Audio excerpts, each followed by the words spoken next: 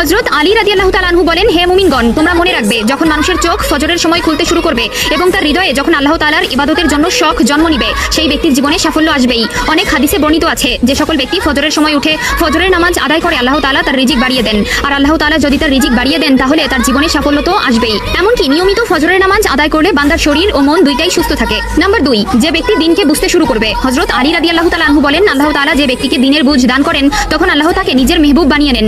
রাসূলুল্লাহ সাল্লাল্লাহু আলাইহি ওয়াসাল্লামের কাছ থেকে বর্ণিত রয়েছে, আল্লাহ তাআলা এই দুনিয়াতে সবাইকে জ্ঞান দিয়ে থাকেন, কিন্তু দিনের জ্ঞান শুধুমাত্র তাকেই দিয়ে থাকেন যে আল্লাহর ইবাদতে মশগুল থাকে, যেমন কোরআন তেলাওয়াত করা, আল্লাহর জিকির করা, দুরূদ পাঠ করা ইত্যাদি। আর এই সকল মানুষের সময় খুব দ্রুত পরিবর্তন হয় এবং সাফল্যের দিকে এগিয়ে যায়। নাম্বার 3, যে ব্যক্তি বিপদ আপদের সময় সবর মানে ধৈর্য ধারণ করতে শুরু করে। আল্লাহ তাআলা যখন কোনো মানুষকে নিজের প্রিয় বান্দার কাতারে শামিল করে নেন তখন আল্লাহ তাআলা এটি দেখতে চান যে এই বান্দা আমার সিদ্ধান্তের উপর রাজি আছে কিনা।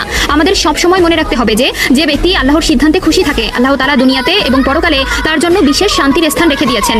আমাদের সকলের উচিত সকল ধরনের বিপদ আপদ কিংবা খুশির সময়ে আল্লাহর কৃতজ্ঞতা স্বীকার করা। নাম্বার 4, চেহারায় উজ্জ্বলতা বাড়তে লাগা, অর্থাৎ চেহারাতে নূরের ঝলক দেখা যায়।